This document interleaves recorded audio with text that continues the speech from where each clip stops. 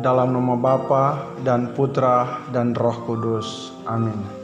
Shalom, salam jumpa bersama saya Frater Etolaian dalam acara Renungan Harian edisi Selasa 23 Maret 2021. Renungan ini bersumber dari Kitab Bilangan bab 21 ayat 4 sampai 9 dan Injil Yohanes bab 8 ayat 21 sampai 30. Saudara-saudariku yang terkasih,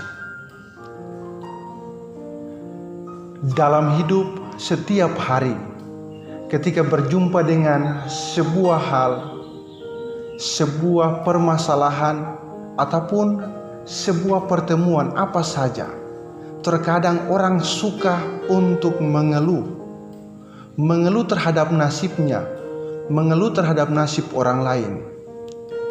Tak jarang keluhan-keluhan yang dikeluarkan lebih pada keluhan yang mengandung unsur provokator. Dan keluhan-keluhan itu mengakibatkan ada perpecahan, ada timbul rasa benci, timbul rasa tidak suka terhadap seseorang dan sebagainya.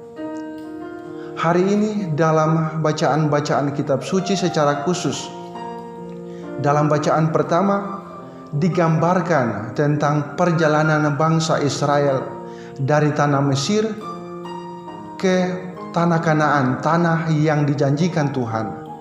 Dalam perjalanan itu, ketika bangsa Israel menghadapi kesulitan-kesulitan yang ada, mereka mengeluh. Sebenarnya menjadi wajar keluhan-keluhan yang dibuat akibat penderitaan yang ada. Tetapi yang menjadi salah dalam keluhan ini adalah keluhan-keluhan ini lebih mengandung unsur provokatif.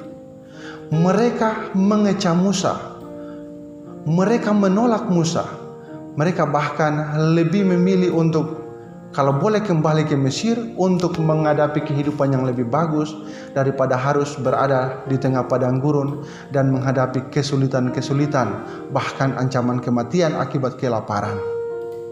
Keluhan-keluhan yang dibuat mengandung kebencian kepada Allah, mengandung kebencian kepada Musa yang dipercayai oleh Allah untuk memimpin bangsa Israel.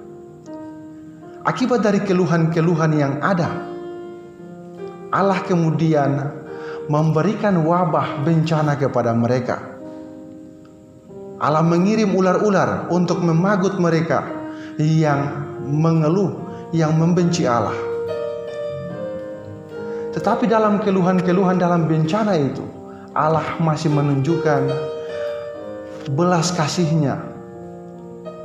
Allah menyuruh Musa untuk mendirikan sebuah tugu ular. Dan tugu itu menjadi pralambang, menjadi lambang, menjadi simbol keselamatan apabila orang yang dipagut ular dan mereka ada dalam kesengsaraan dengan memandang patung ular tadi, maka mereka akan mengalami keselamatan. Mereka akan disembuhkan, mereka akan dibebaskan dari rasa sakit. Saudara-saudariku yang terkasih,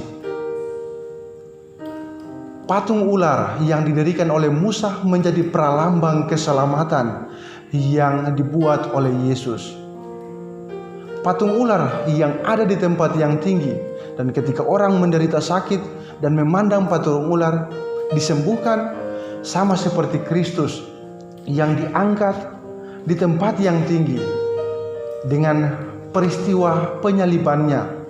Ketika kita mengalami pergumulan-pergumulan hidup, kita akan dengan memandang salib Kristus, dengan percaya kepadanya, kita semua akan memperoleh keselamatan.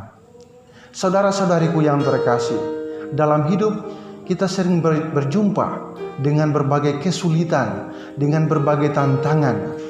Dan tak jarang kesulitan dan tantangan yang ada mendatangkan rasa, membuat kita mengeluh setiap hari. Kita mengeluh akibat hidup kita. Kita mengeluh karena Tuhan kurang memperhatikan kita. Kita mengeluh atas nasib kita. Kita mengeluh atas berbagai persoalan yang kita hadapi. Dan bahkan karena keluhan-keluhan kita membuat kita membenci Allah, membuat kita membenci sesama-sesama kita. Semoga lewat peristiwa yang dihadapi oleh bangsa Israel akibat terlalu banyak mengeluh, kita juga mau untuk belajar, untuk menerima diri kita, untuk menerima keadaan kita, untuk mau berjuang mengatasi kesulitan-kesulitan kita dengan terus mengandalkan Tuhan, bukan menjauhkan Tuhan. Dalam bacaan Injil, Yesus mengajak semua orang untuk percaya kepadanya. Dengan percaya, maka kita akan mengalami keselamatan. Dengan percaya, maka kebahagiaan, maka surga yang menjadi impian dari banyak orang akan tercapai. Mari datang dan lihatlah salib Kristus. Dari salib Kristus kita akan memperoleh keselamatan, karena Dia telah memberi dirinya bagi kita semua.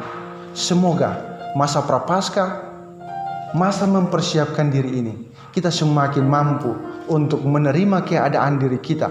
Kita semakin mampu untuk percaya kepada Tuhan, dan setiap hari kita terus mengandalkan Dia dalam hidup kita. Rahmat Allah menolong kita semua. Dalam nama Bapa dan Putra dan Roh Kudus. Amin.